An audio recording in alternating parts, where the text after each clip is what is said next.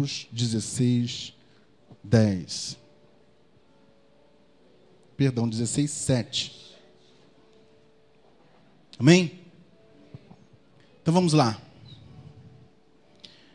Mas ide, dizei a seus discípulos, e a quem? E a Pedro, que ele vai adiante de vós para a Galileia. Lá o vereis, como ele vos disse. Mais uma vez eu irei ler. Mas ide, dizei a seus discípulos e a Pedro, que ele vai adiante de vós para a Galileia. Lá o vereis, como ele vos disse. Vamos curvar as nossas cabeças. Eu peço que você, nesse momento, encontre sossego na sua alma, que você se permita ser visitado pelo Espírito Santo. O Espírito Santo te trouxe aqui hoje para um propósito especial e você precisa acreditar nisso.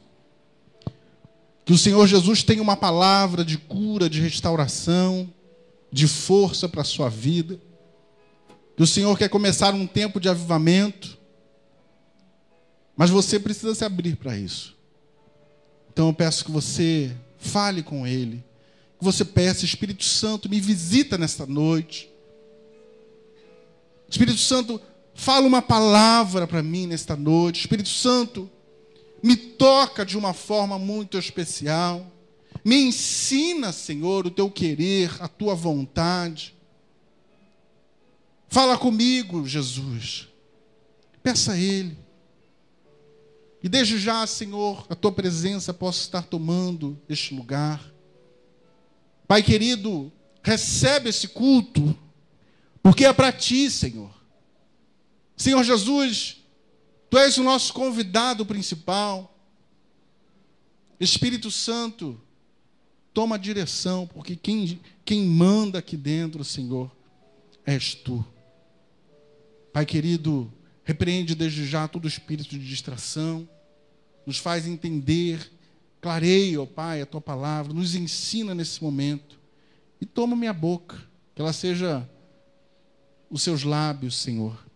Que a minha boca seja, ó Pai, a tua boca nesta hora. Minha voz seja a tua voz.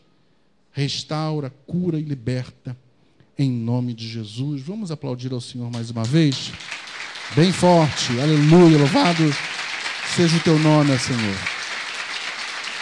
Glória a Deus. Um assunto que não gostamos muito de falar, ou que não gostamos de entender que faz parte de um processo de Deus na nossa vida. Hoje falaremos sobre o momento da queda. O momento em que fazemos coisas que não deveríamos ter feito.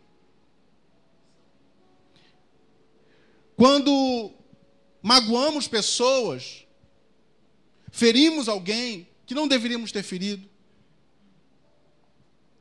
Quando sofremos com a dor de uma tempestade, de um vento. O que fazer neste momento? Talvez você fale: pastor Marcos, eu não gosto de falar sobre isso, porque eu não quero, eu acho que vida tem que ser só vida de vitória, mas não é. A palavra de Deus diz lá em Coríntios 10, 12. Você deixa aí em Marcos, a gente volta daqui a pouquinho.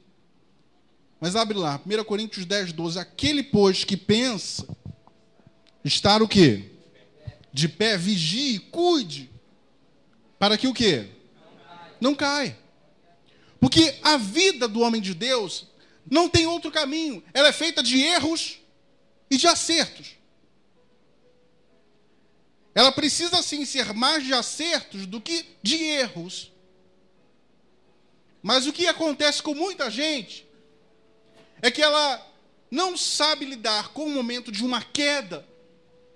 E ela se afunda num buraco ela se afunda numa tempestade, numa situação que ela não queria ter vivido,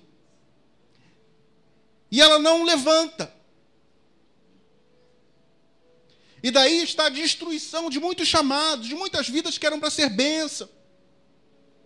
Talvez você esteja há anos travado aí nesse chamado, travado nas tuas coisas, tua vida não vai para frente. Por quê? Porque um dia você tropeçou.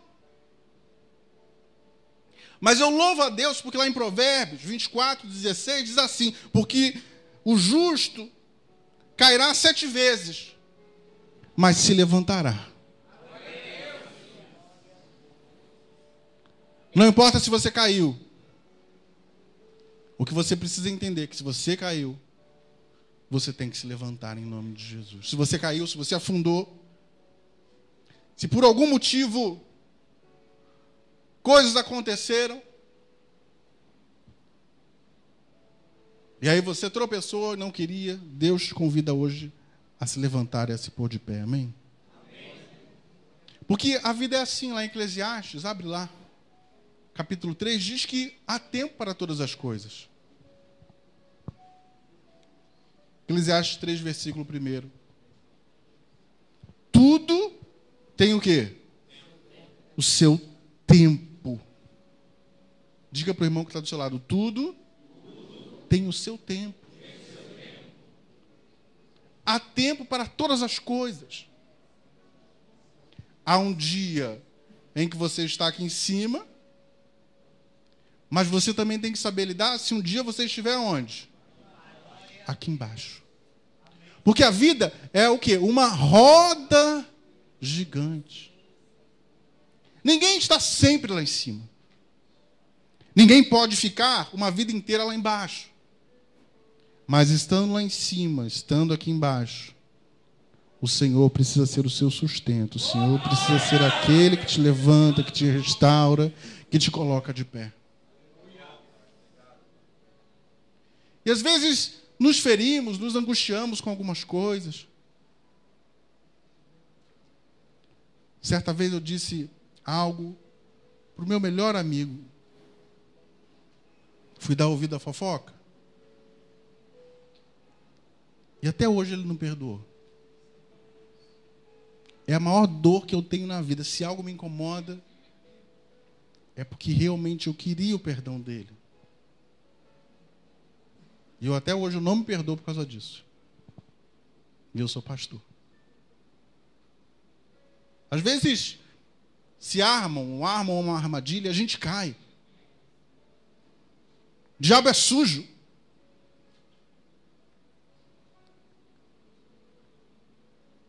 O inimigo trama. E quando menos esperamos, às vezes estamos aí sujeitos a situações que não queríamos estar passando. Mas é tempo para isso.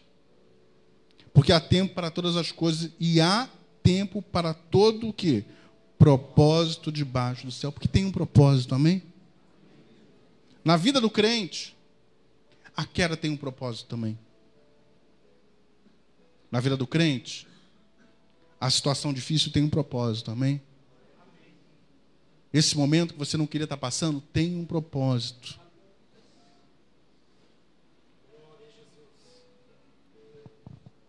Há tempo de nascer e há tempo de morrer, há tempo de plantar e de arrancar o que se plantou. Tempo de matar e tempo o quê? De curar. Tempo de derribar e tempo de o quê? Edificar, de derrubar, de construir. Tempo de chorar e tempo o quê? De rir. Tempo de prantear e tempo de saltar de alegria. Tempo de espalhar pedras e tempo de ajuntar o quê? Pedras. Tempo de abraçar e tempo de afastar-se de abraçar. Tempo de buscar e tempo de o quê? De perder. Tempo de guardar e tempo de deitar fora. Tempo de rasgar e tempo de coser. Tempo de estar calado. Tem gente que não sabe esse tempo, né? E tempo de o quê? De falar. Tempo de amar e tempo de se aborrecer. Tempo de guerra e tempo o quê? De paz. E talvez hoje você esteja vivendo uma realidade que você não queria viver. Está embaixo. e se revolta com Deus, mas tudo tem um propósito. É o tempo que você vai ter que passar. É a situação que às vezes você vai ter que enfrentar para que Deus possa te usar lá na frente. Para que você seja realmente aquilo que Deus quer, para que você seja menos aquela pessoa que aponta, o julgador. E era isso que Deus precisava, Jesus precisava ensinar a Pedro. Pedro tinha um grande chamado. Jesus falou que sobre a vida de Pedro, ele edificaria a sua igreja. Ele recebeu aquela promessa e se achava. Tem gente que se acha, né? Tu não é nada, eu não sou nada, você não é nada, nós não somos nada. Dependemos de quem? Das misericórdias do Senhor, porque se não fossem ela, nós estaríamos o quê? Consumidos. Não sobraria nem pó, se não fossem as misericórdias do Senhor. As misericórdias do Senhor que te conservam em vida. É o sustento de Deus que te mantém de pé, te levanta depois de um tropeção. E não pense que é porque você merece que você volta, não. É o amor do Pai. É o carinho, é o cuidado de querer você nos braços dele. Você crê nisso, que Jesus quer você em seus braços? Que ele tem toda a vontade de você viver o melhor na sua vida, mas precisa te ensinar. E vai lá em Lucas capítulo 22, que aí a gente começa essa história desse homem de Deus que começou o avivamento, começou o Pentecostes.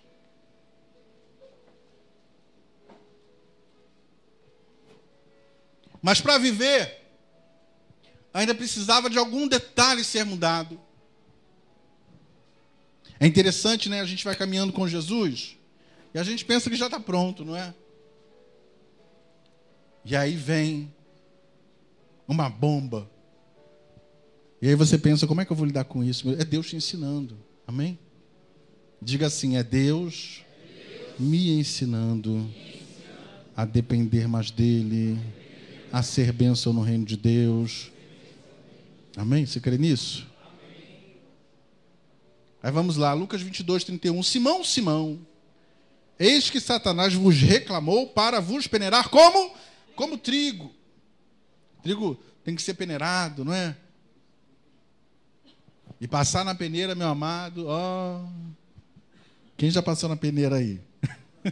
Passou ainda não? Ah, mas vai passar, tá? Você vai passar.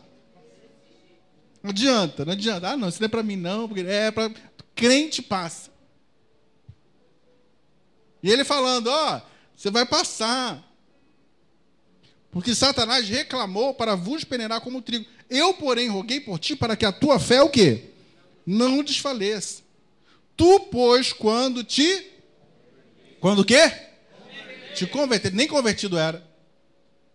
Pode uma coisa dessa? A pessoa está 3 anos com Jesus, vê milagres, abandona tudo para poder seguir a Jesus, mas não era convertido. E aí a gente tem que ter paciência ou não tem que ter paciência com o irmão que afunda na fé? Estava lá do lado de Jesus, Jesus não conseguiu fazer o milagre. Em pouco tempo você vai fazer como? Eu vou fazer como? Estão entendendo? Estava lá vivendo aquele processo dele. Não era nem convertido ainda. Mas orava, cantava com Jesus. Era até usado para fazer milagres. Mas o coração dele ainda não era totalmente de Deus. E ele fala o quê? Olha, quando você se converter, Pedro, fortalece os teus irmãos. Ele, porém, respondeu, Senhor, Jesus, eu estou pronto. Diga, eu estou pronto. A gente não fala isso? Pode me enviar aí. Eu estou pronto, Jesus. Estou pronto para ir ter contigo. Tanto para a prisão, como para a morte. Pronto. Sou o tal, o bom. Aquele currículo impecável, não é? Já viu quando a pessoa, pastor Fábio, pode falar do currículo impecável das pessoas, né? Que eles chegam no primeiro dia, pastor Marcos, eu fui back da Ana Paula Valadão, já preguei com os maiores pastores nas conferências dos Gideões, né? Assim, tudo. Meu nome estava todo lá. E, já até ressuscitei defunto. Passei assim, e o defunto levantou. No dia do enterro, estava lá todo mundo chorando. Foi um milagre. Eu passava, né? E os paralíticos levantavam. Estou o quê? Pronto. E pode mandar. Aí você dá a primeira luta que a pessoa passa, ela desmaia na fé, ela cai, ela não consegue. Porque se acha. E Pedro estava assim, ele estava inflado. Jesus já tinha falado para ele, olha, Pedro, tu vai ser essa pedra, essa rocha, que eu edificaria a minha igreja. Antes dele traí-lo, Jesus tinha chamado ele para orar. Pegou, separou, vamos orar, Pedro. E Jesus lá quase morrendo, já viu aquele dia que você está quase morrendo? E você fala com o seu companheiro assim, vamos orar, pelo amor de Deus. E aí você vira para o lado assim, ele está ali. Era Pedro. E aí Jesus naquela aflição, naquela dificuldade toda. E aí chega, está lá, outro dormindo, ele sozinho. Porque até Jesus teve que passar por coisas sozinhos. E às vezes somos levados em momentos da vida. Somos levados em momentos da vida para passar as nossas situações sozinhos. Sozinhos. Não adianta você querer levar seu companheiro. Não adianta você querer levar seu amigo. Não adianta você chamar o teu pastor para poder passar contigo. Por quê? É só você que tem que passar. E Pedro lá se achando, o cara. Tem isso aqui, o cara? Falam isso aqui ou não? Quando a pessoa é assim, o bom é o quê? É o cara? Tem outra coisa? Não é o cara só? O cara. O discípulo número 1. Mas Jesus lhe disse, o que ele falou? Afirmo-te, Pedro, que hoje ainda, 3 vezes me negarás que me conhece, antes que o galo o quê? Cante. O discípulo número 1 estava tão autoconfiante. Ser igual aos outros? Não, que isso, aí não é para mim não.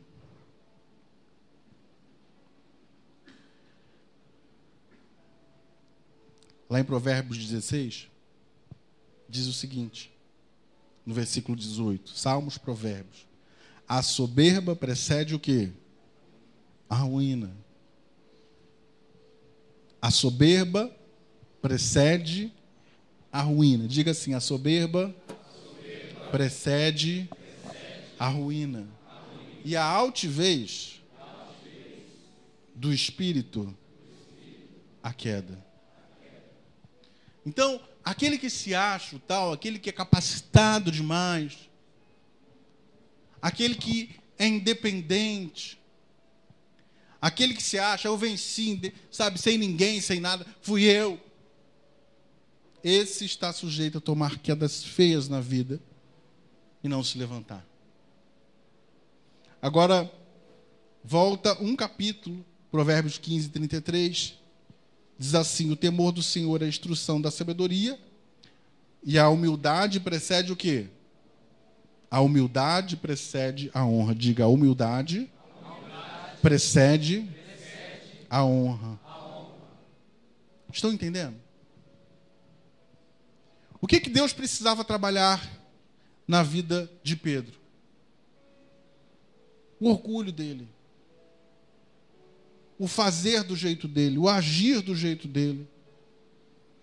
E às vezes, meu amado, você está passando por uma roda gigante e você está lá embaixo. Mas está lá embaixo porque Deus está tratando você, está aí, olha, trabalhando você para viver as coisas que Ele tem na sua vida. Deus está mexendo, se você ainda não saiu daí, é porque existem áreas da sua vida que ainda estão sendo peneiradas.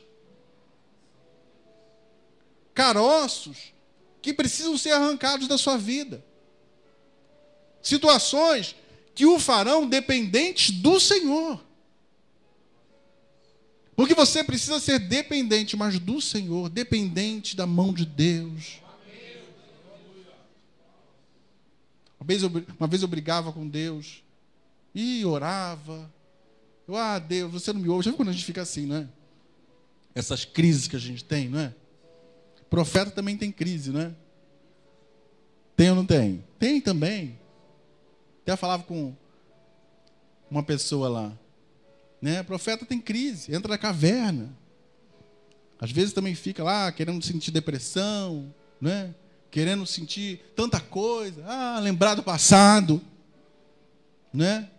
Elias ficou assim, olha, Jezabel quer me matar, então me mata, Jesus, me mata, Deus. O profeta Elias falou, se ele queria morrer, por que ele não ficava lá então para Jezabel logo matar ele? Queria morrer? Queria nada, estava de cena. Se ele queria morrer mesmo, ele ficava lá. Então tá, Jezabel ia mandar um cara e ia matar ele. Então tá bom, porque não, ele vai para lá, ele vai para a caverna, ele se joga. É uma Fernanda Montenegro na vida, né? A gente gosta disso. E não entende que são situações de desafios que a gente tem que passar. São desafios que você tem que passar. E às vezes você vai passar sozinho. Não vai ter ninguém para te ajudar. Porque às vezes Deus precisa trabalhar algumas coisas, a tua soberba, porque se você não for quebrado na tua soberba, isso vai ser uma ruína na sua vida, e Deus sabe disso. E porque Ele te ama, Ele está agora permitindo com que situações aconteçam para você o quê? Baixar. Você é aquele tipo de pessoa que pisa em todo mundo, humilha todo mundo.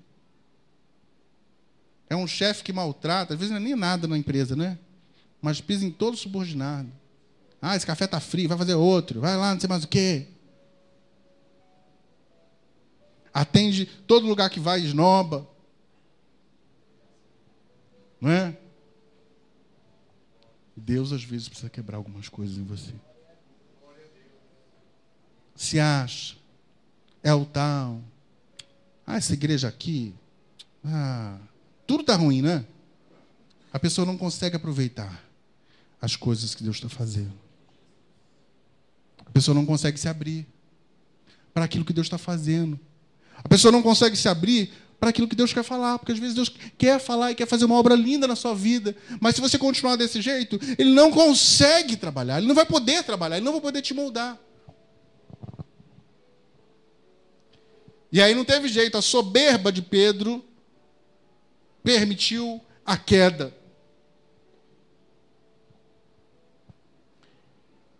Em Lucas 22, 54, então, prendendo-o, quem? Jesus, né? O levaram e o introduziram na casa do sumo sacerdote. Pedro seguia como? De longe. Com medo. Porque viu Jesus sendo levado. Viu ali a impotência dele. Porque antes ele pegou a espada, tacou na orelha, cortou a orelha lá do soldado. E Jesus falou, Pedro, você acha que eu não podia mandar uma legião de anjos e eu acabava com isso aqui em 1 segundo? Podia ou não podia? Tu acha que essa luta que você está vivendo, Deus não pode fazer assim, e acabar tudo agora? Tu acha que teu Deus não pode fazer isso? Claro que pode. Mas tem coisas que, como Jesus teve que passar, você tem que passar, eu tenho que passar, os pastores têm que passar, os diáconos têm que passar, todo mundo tem que passar. Dá uma catucada no seu irmão assim, fala assim, acorda, porque você também vai ter que passar. Não adianta querer fugir, não. Amém? Aplauda o Senhor.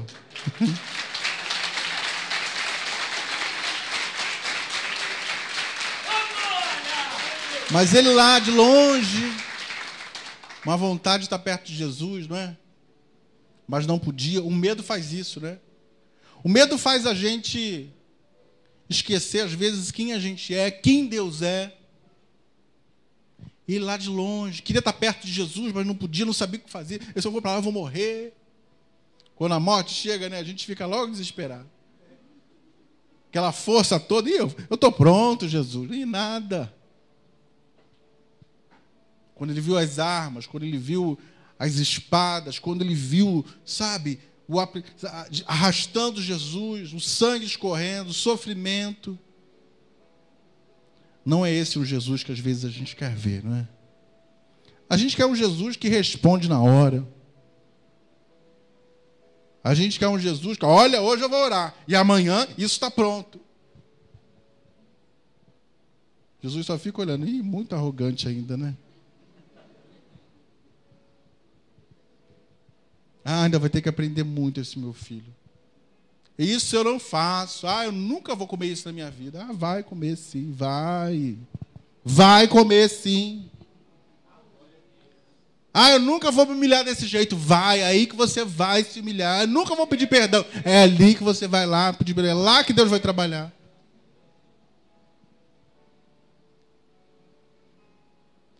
Porque Ele tem uma obra grande a fazer na sua vida.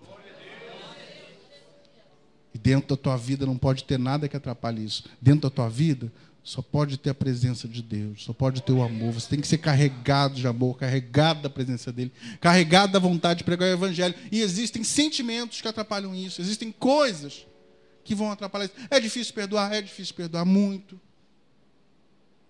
É difícil andar mais outra milha, muito. Não é? Ganhar um tapa na cara, dar um tapa na cara do outro, não é? Não é assim que a gente faz? É ou não é? Claro. Você é trouxa. Mas às vezes a gente tem que passar por situações. Às vezes você vai ter que engolir a seco. Você vai ouvir, vai abaixar a sua cabeça e falar: Senhor, tenha misericórdia, porque Ele não sabe o que faz. Não é difícil isso? Como é. Mas a gente vai ter que dizer. E aí Pedro de longe, no versículo 59, tendo passado cerca de 1 hora, ele já tinha traído já algumas vezes, 2 vezes, não é? Outro afirmava, dizendo, também este, o quê? Verdadeiramente estava com ele, porque também é Galileu. Mas Pedro insistia: homem, não compreendo o que diz. Nunca eu estive com Jesus. E quantas vezes a gente nega Jesus em atos, em atitudes? Mas eu quero dizer, essa marca que você tem de Jesus, ninguém pode apagar, nem o diabo pode apagar na sua vida. Então não adianta você querer se esconder. Não adianta você querer dizer que não é dele.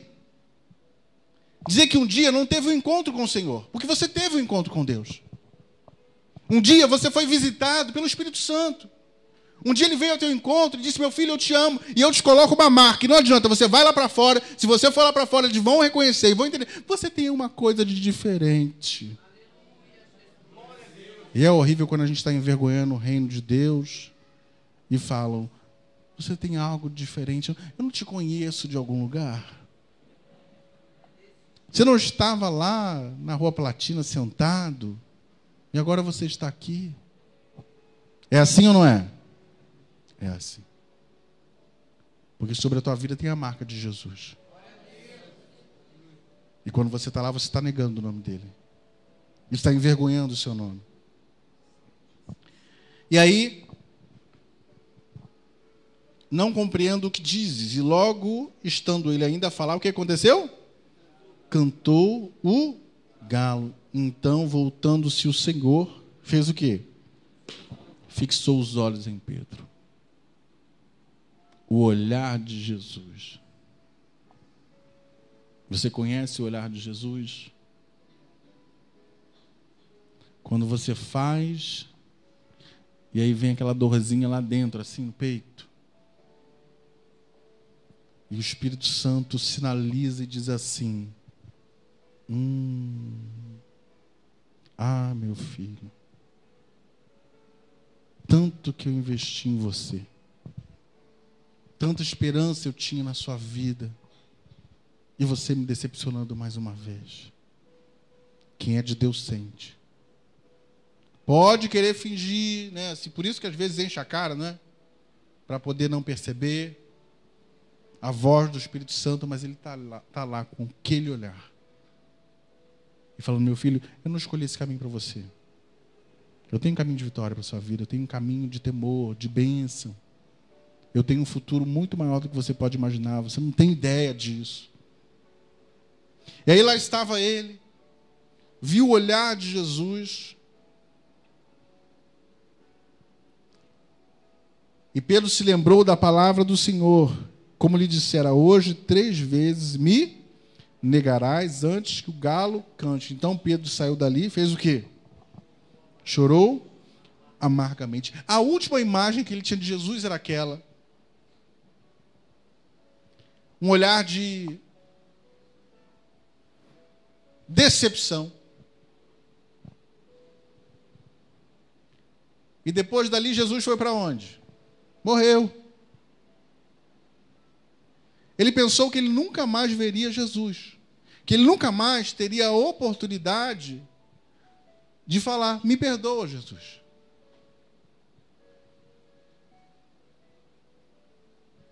Não tem aquela canção, uma chance igual a esta? Já ouviram? Uma chance igual a esta, talvez eu não tenha mais. Na verdade, ele sabia que ele não teria mais outra chance. Ele sabia que ele não teria mais uma nova oportunidade, porque ele estava limitado ainda. A visão dele era a visão de um Jesus que fazia milagres, que operava, mas que estava agora o quê? Morrendo. E às vezes passamos por lutas tão grandes que pensamos que Jesus morreu. Pensamos que tudo se acabou. Pensamos que ele foi embora e nos deixou na mão. Deus, eu lutei esses 3 anos, Deus, e agora eu vou morrer aqui.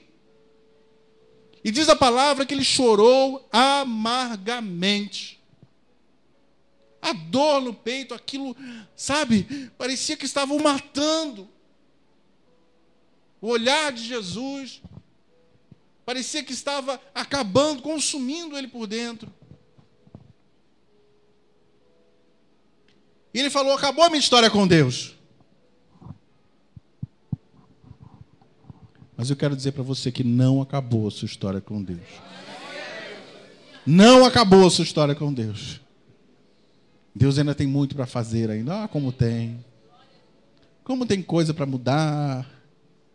Como tem coisas para fazer. Como tem muita coisa para moldar ainda. E às vezes o vaso vem, já está quase prontinho, mas ele vê um defeito. Porque o nosso Deus é perfeito, amém? E ele vai lá e faz assim, ó. Amassa tudo. E começa tudo do zero novamente. Ainda tem muito orgulho ainda. Eu vou ter que refazer esse Pedro. Esse Pedro não está fácil. Esses últimos dias, esse Pedro tem me dado trabalho. Como tem me dado? E aí ele começa a mexer, começa a amassar, não é? Amassar o barro para ele poder ficar, maleável. Tem muita gente que é dura, não é? Coração duro. Deus fala e a pessoa finge que não é com ela. Igual Pedro. É você. Não, eu não, nunca vi Jesus, nem sei dele. Você não estava lá, não fez milagre junto com ele? Eu lembro de você. Não. Foi outra pessoa. Querendo esconder. E aí Pedro, triste, desolado da vida, afundou e não sabia por quê. Deus estava tão bem, Deus. Mas eu ia tão bem na minha caminhada. O momento de vitória é maravilhoso, né? Mas Deus precisa te ensinar a você adorar lá em cima e adorar lá embaixo. Diga assim: eu tenho que adorar lá em cima, mas eu tenho que aprender também a adorar lá embaixo. E aí estava lá Pedro, triste, isolado da vida. O que eu faço agora? Meu Deus do céu. Pensando que tinha acabado a história. Mas não bota um ponto final onde Deus só colocou uma vírgula. Amém? A história não tinha acabado, não tinha chegado ao fim ainda. E aí Pedro, desolado. E aí aquele anjo, quando chegam lá na porta do sepulcro, lá em Marcos 16, 7, como lemos, diz o seguinte: ide e dizei a seus discípulos. Marcos 16, 7. Ide e dizei a seus... Pedro era discípulo? Era ou não era? Era. Ele precisava dizer mais alguma coisa? Precisava? Não precisava. Mas ele queria ter certeza de que Pedro entenderia o recado. E aí ele diz o quê? Dizei a seus discípulos e a Pedro. Porque, na verdade, Pedro já não se sentia mais discípulo. E talvez as quedas, né, vão acontecendo, as situações vão embaraçando a nossa vida, que, às vezes, a gente está lá, a gente não é comigo mais. Porque eu decepcionei o mestre, eu entristeci a Deus. Eu não soube lidar na hora da aflição. Era uma prova. E eu não sabia que era uma prova. E eu fui e quebrei tudo. Tem gente que é assim, né? Eu quebrei tudo dentro de casa, pastor Marcos. Acabou tudo. Não tem mais jeito. Eu era para ter se mantido fiel, mas não fui. Eu lutei contra as minhas forças, mas, sabe, caí. Assim estava Pedro.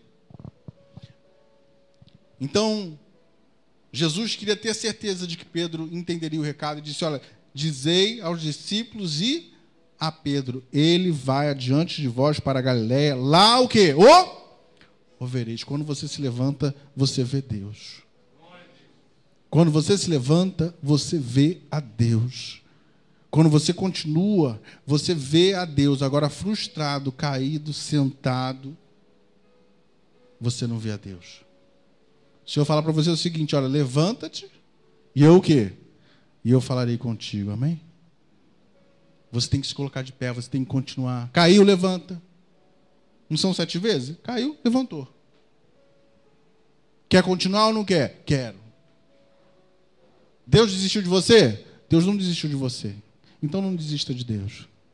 Não desista de viver a promessa, de tentar de novo. Porque tem vezes na vida que dá errado. O que você tem que fazer? O que você tem que fazer? Tentar de novo. Amém? Diga para o irmão que está do seu lado: se deu errado, tenta de novo. Amém? Deu errado, levanta. E você tem uma ótima oportunidade, porque 2015 será um grande avivamento para a sua vida, será um momento de você viver grandes coisas em Deus. Momento de grandes mudanças. Ah, passei em 2014 lá embaixo.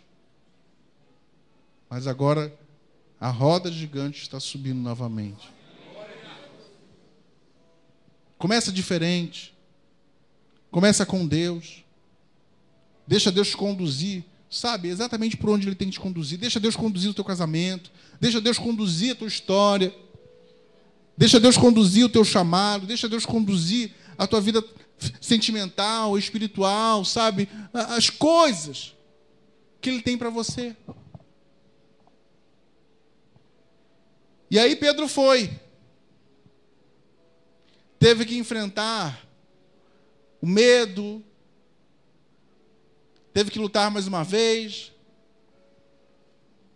Porque às vezes a gente desiste mesmo. Às vezes o inimigo nos machuca na hora da queda. A queda quebra alguma área frágil da nossa vida. Porque tem gente que é igual cristal, né?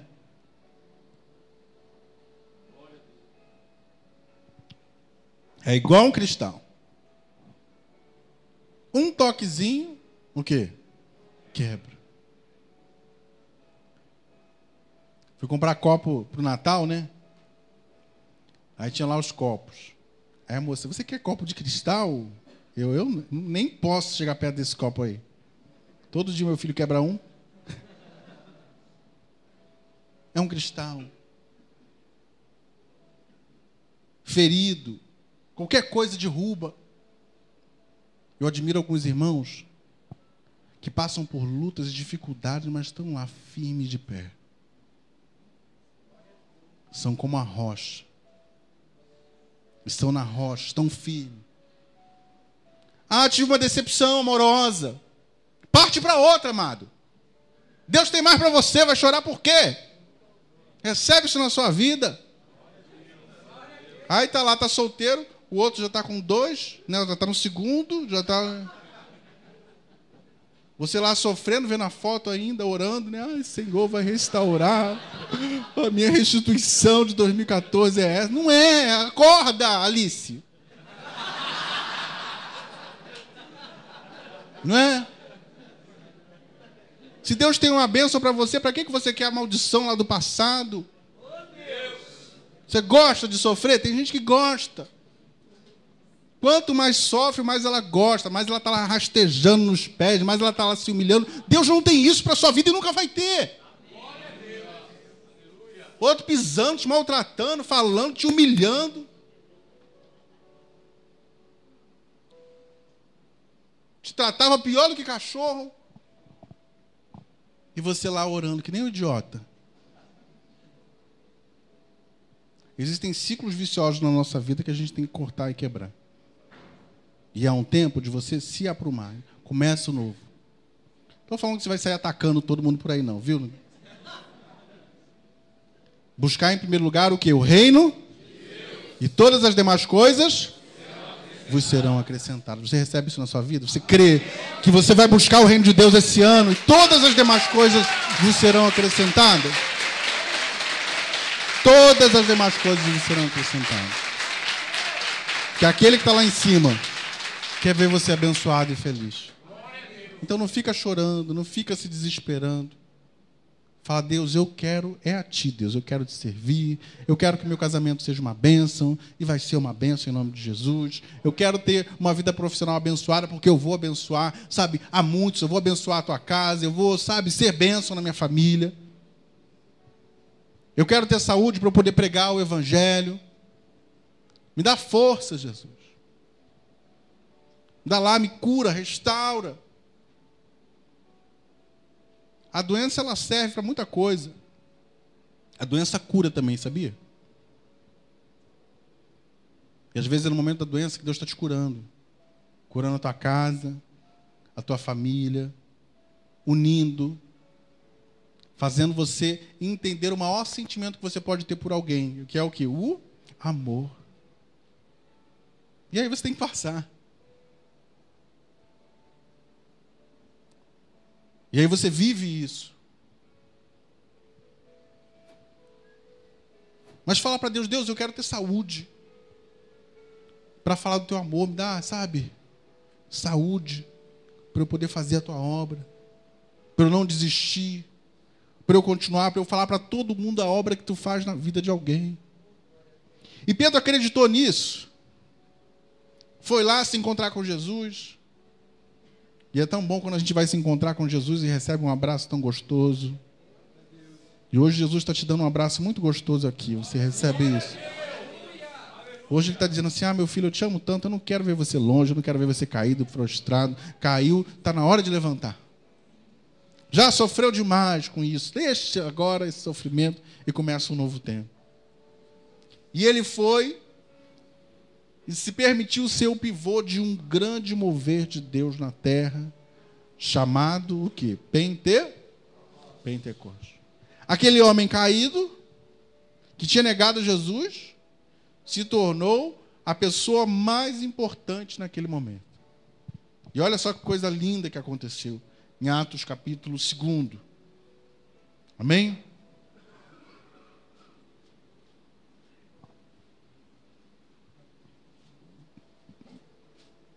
Atos 2:1.